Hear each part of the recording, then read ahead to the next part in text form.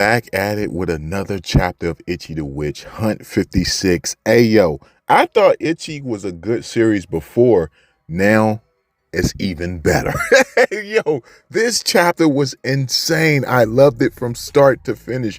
Yoru, hey yo, he might be the next Karama. Who knows? He might be the next Sukuna. I don't know who to compare him to, but I like his presence. I like how he acted in this chapter when he arrived. I just like the stuff he did to your boy Ichi when they were in the inner circle. We about to get into all of this and more. Make sure you subscribe and hit that bell. Greatly appreciate it. Your boy is currently at work, so yeah, this video probably won't have the best edits. I do apologize, but we got to talk about this chapter. This shit was crazy. But you have it where Ichi, he's kind of like knocked out and he's coming to, and you have it where Yoru's around him in three different forms, taunting and laughing at him, saying like, yo, you used me, you let this magic bloodlust get to you and it forced you to attack, and you hurt you know, you're exhausted and you're going to be asleep for 3 days, you're defenseless. And you got it where he's laughing, but instantly as Ichi gets up, he attacked all three versions of Yoru, squashing them, stabbing them, and stomping them, which is crazy. You have it where Ichi asks him like, yo, where am I?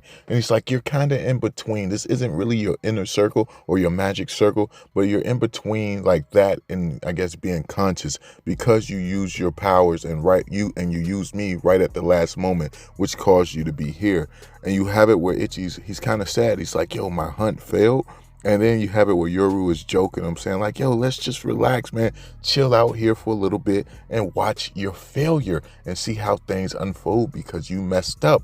Now your friends are all in the hands of this Octobomb, magic. And there's a chance that they're going to get wiped out. Shall we enjoy it? You see your man pop out a TV and hit with the remote and hit play. He's like, oh man, it's looking really bad for your team out there.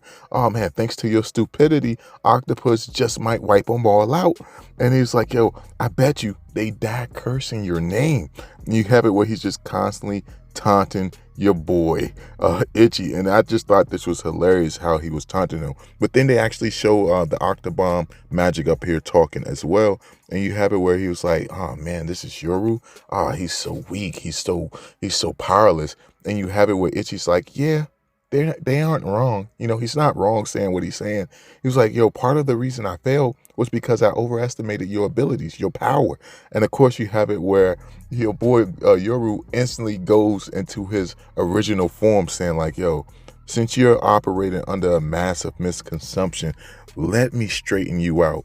You don't rule me. I am allowing you to make use of me right now. You're only using a little bit of my power. You haven't tamed me. I'm untamable. And he's like, yo, it's like you're hanging on to the edge of my tail to keep from flying off, as opposed to like riding on my back. You're only using a dribble of my power, which is crazy to think that everything Ichi has done with Yoru's ability has only been a little small part of his true power.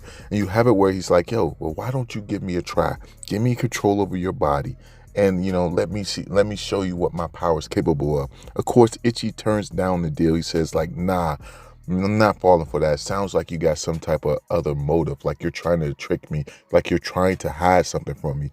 He says like, yo, Dez taught me, and he's referring to Toggies. I don't know why I said Dez, but Toggies taught him like, yo, there's nothing more powerful than a pact between a witch and this magic. He's like, yo, tell me everything and hide nothing. And whether or not I choose to ride on your back depends on the term of our pact. And you have it where they're having a discussion on what they should be able to do. You got it where Yoru wants to run free for about 30 to 40 minutes, do whatever he want. Of course, Ichi's like, nah, you can't do that. You can't harm anyone that's a part of my group. You can't harm Chrono or his wife. You can't harm them. You can only fight, the Octobomb magic. That's all you can do. And you got it where they're arguing on the time limit. He's saying like 10 minutes. Ichi is saying 2 minutes. He's saying like, nah, 3 minutes. He's saying 8 minutes. They're just going back and forth arguing. And then they finally come up with a deal. Ichi's like, yo, 5 minutes, no more. After that, you give up your control over my body. You have it where this crown or this throne appears, and Ichi sits on the throne, and the feathers of Yoru wrap around Ichi's face. I'm not gonna lie, that panel looks crazy as hell, but you see it wrap around Then it jumps to present day in front of everyone. You have it where Yoru is in control of Ichi's body and he's laughing. He's saying, I'm free. I'm free. It's been so long. He's like, yo, taking control over someone's body is pretty good. It feels pretty good. I can see why you're addicted to it. And he's talking to the prophecy magic. Now, I didn't know the prophecy magic or the oracle was addicted to controlling that body. I just thought it was something she did. But according to Yoru, he is. Then you have it where Yoru looks at Chrono and starts joking. Chrono saying like, yo, you look gloomy as ever.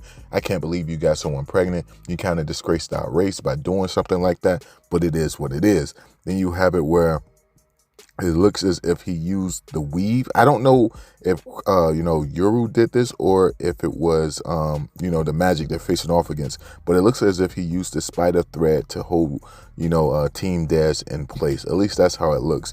Then you have it where, he tells Dez and them like, yo, to stay out of this, that he will handle it. But the look that Dez give him is just so cutthroat.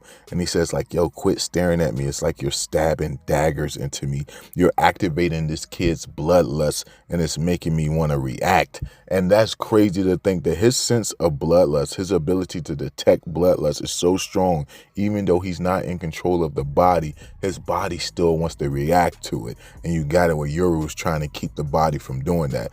And he says like, yo, if you do choose to, attack me, you might end up like this. And you look behind him and you see the octobomb stabbed all up by one of Ichi's attack. I think it's the ice ability stabbing him up.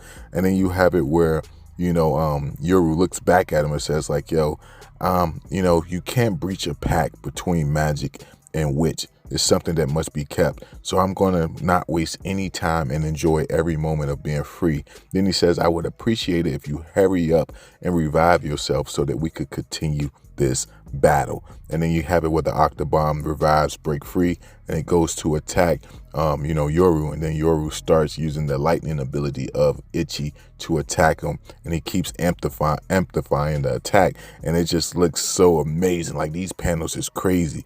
And he was like, yeah, man, keep piercing through him. Do it. He was like, you ignorant, oblivious. He says, you ignorant, oblivious morons, all of you. Do you seriously think all I can do is brainlessly amplify magic?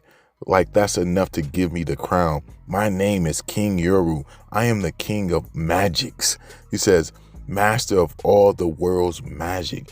And now to the extra rounds. I'm going to have me a blast. And you just see him laughing as he has all the magic beasts that Ichi has acquired behind him. And it seems as if he's able to utilize every magic, every ability, because he's the master of all magic. I mean, I don't know. That's just the gist from what I'm gathering. But this was an amazing chapter from start to finish. I'm curious to know y'all thoughts on it, man.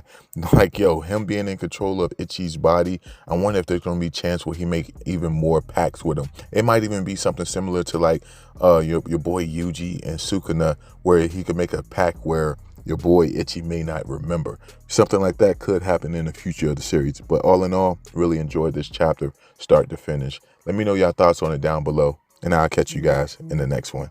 Peace.